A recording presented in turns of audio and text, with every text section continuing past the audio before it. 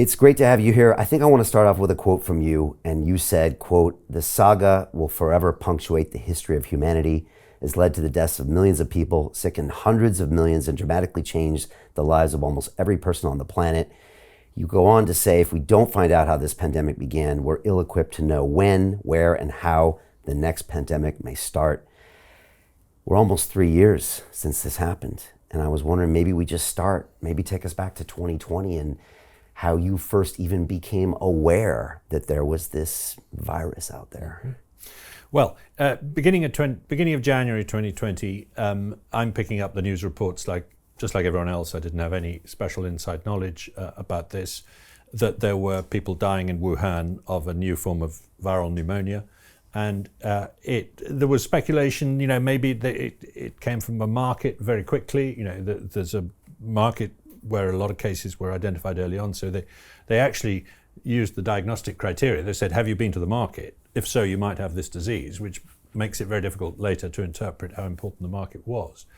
And they're basing that on what happened in the case of SARS, because this is clearly a close relative of SARS.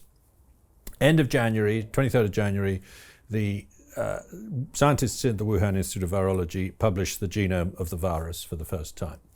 And that's a really interesting moment because they say it's closely related to a bat virus.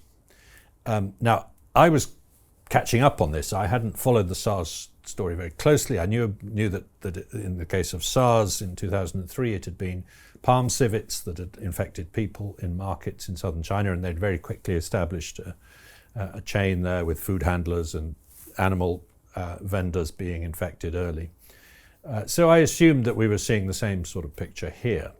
But the fact that it was bats, which they eventually had found out a few years ago that SARS originally came from bats, it made sense. The SARS-like coronaviruses are all, as far as we can make out, naturally resident in horseshoe bats. No other kind of bat. There's about 100 species of horseshoe bats. There's a lot in China. It looks like you get sarbecoviruses, as they're called, SARS-like coronaviruses, originally from horseshoe bats. So yes, they said, the Wuhan Institute of Virology said, we've found a closely related virus in bats. It's called RATG13.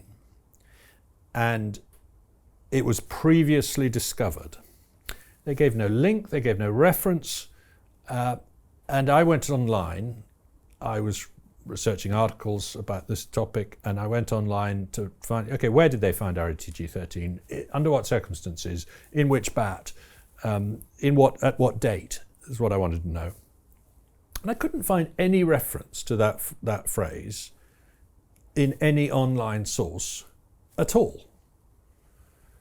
And so I wrote to the Wuhan scientists. They didn't reply. I wrote to some other people. They didn't know anymore. It was nearly 2 months before we discovered that the reason for that is that they'd been using a different name for that virus right up until the year before.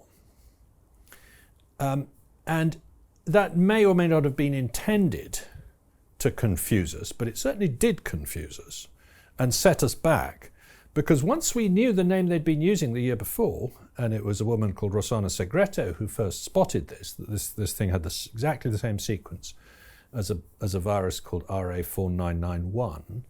Once we knew that, we were able to find out where they'd collected 4991, and it turned out to be in a mine shaft in southern Yunnan, well over 1,000 miles from Wuhan, where there'd been an outbreak that had killed 3 people and sickened 3 others very badly. They eventually recovered. So this was a human. No, sorry, they didn't get the virus from the humans. They got it from bats in the same mine shaft a year after the outbreak. Well, this is quite important information. Because that happened back in 2012. The outbreak was in 2012. Right. The Wuhan Institute of Virology went back to that site 7 times over the next 2 years to try and find out what the bats were carrying, because they hadn't been able to identify the virus in the people, to find out what viruses the bats were carrying, because they suspected this was the first ever case of a SARS-like virus infecting people directly from a bat. That's what they thought had happened. We know that from a thesis at Kunming Medical university. So, so there's the start of an interesting trail here. What do we know? How do we know it?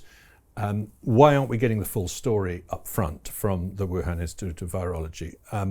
But at the time, I'm not even thinking it comes from a lab. And indeed, people were asking me, because they know I'm interested in molecular biology and infectious diseases and things like that, and colleagues in Parliament were asking me, I'm hearing that it might have come out of a lab in Wuhan. Is that true? And I'm saying, no, it's not true. It's definitely not true, because I've read this paper in the middle of March in Nature Medicine called The Proximal Origin of SARS-CoV-2, which says that we can rule that out. Now, I don't fully follow the arguments yet. I haven't gone into the detail, but these guys seem to be serious virologists, and they're saying, no, it didn't come out of a lab. So that's good enough for me.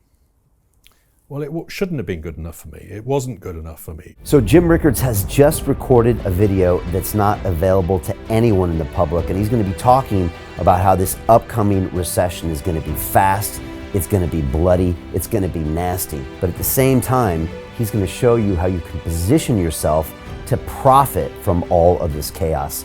Now, we've made this video only available to our viewers. Go to londonreal.tv/Jim. Watch that immediately.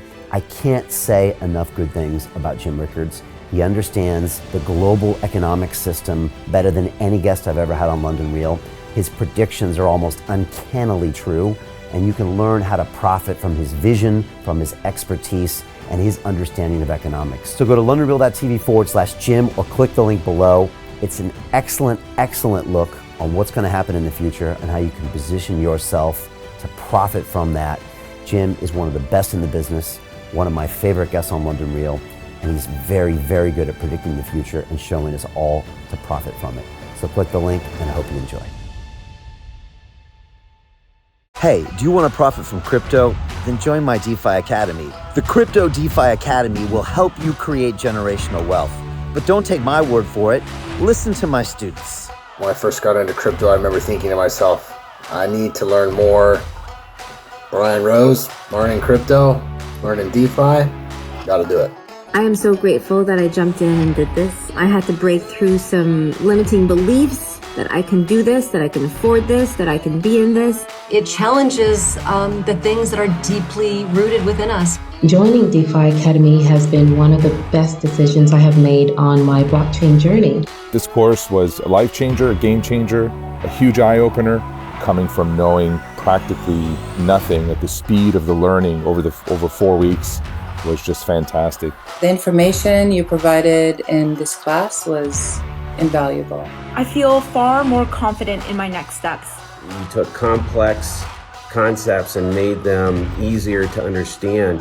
What's different than so many other ones is it just doesn't tell you what to do. It actually makes you do it. This is for people who are serious about becoming traders. This is the way it should be done.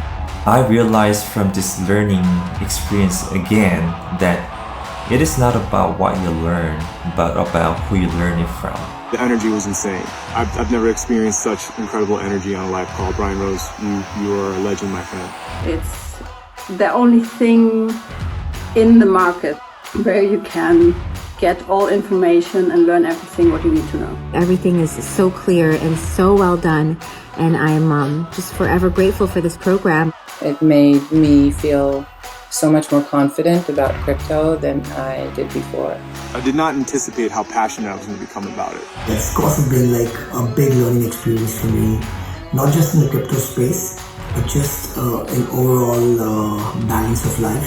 What I've learned is, how to take ownership, of my life in a way that I really hadn't before.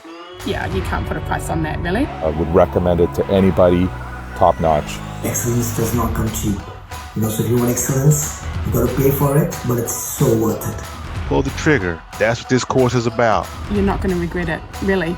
It's amazing. Thank you, Brian and team. So what are you waiting for? Crypto is happening now.